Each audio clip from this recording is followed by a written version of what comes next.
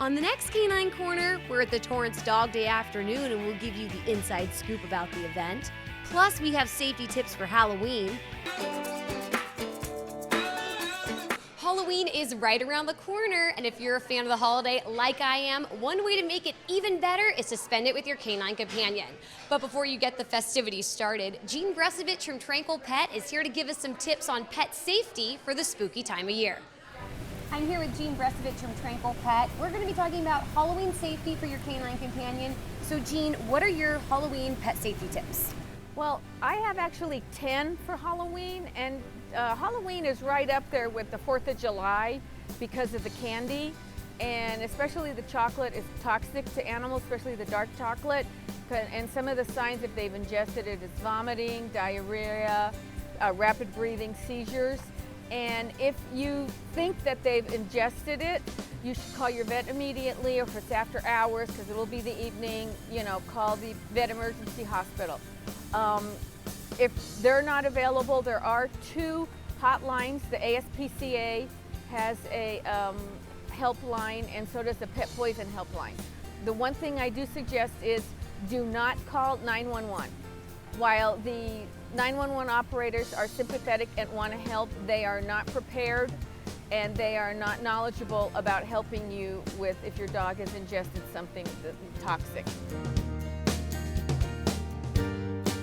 Don't leave your pets in the backyard on that evening.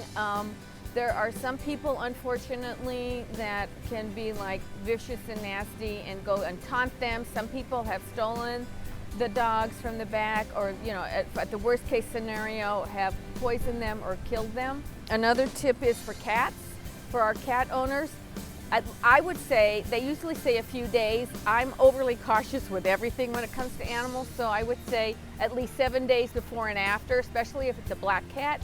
Keep your outdoor cat indoors during the Halloween periods. When the kids are coming up, ringing that bell, keep your pets away from the front door. Number 1, they'll be barking. Number 2, they'll scare the kids. If you open the doors, they may run out and then they're gone. Halloween plants, while pumpkins and corn are not toxic, if they're ingested in large quantities, they could create an intestinal blockage for your animals.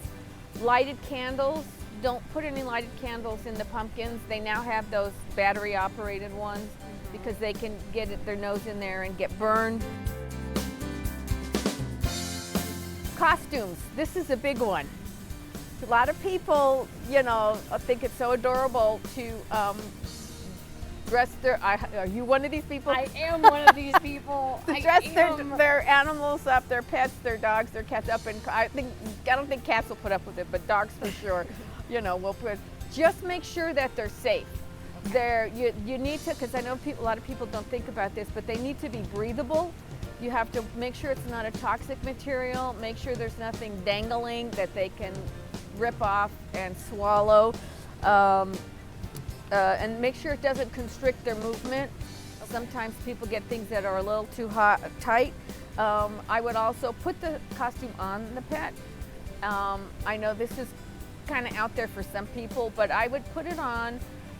See if your pet's stressed. I would even ask the pet, I know this is like out there for some people, but I would ask them, are you comfortable in this? And if you get a message that comes back and says, really?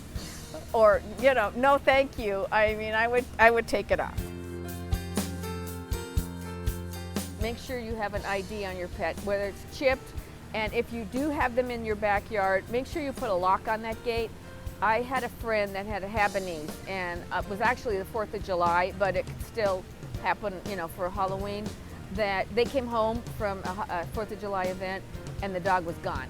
Somebody had gone into the backyard and taken the dog. So again, with Halloween, this is just year round, you should have locks on your gates.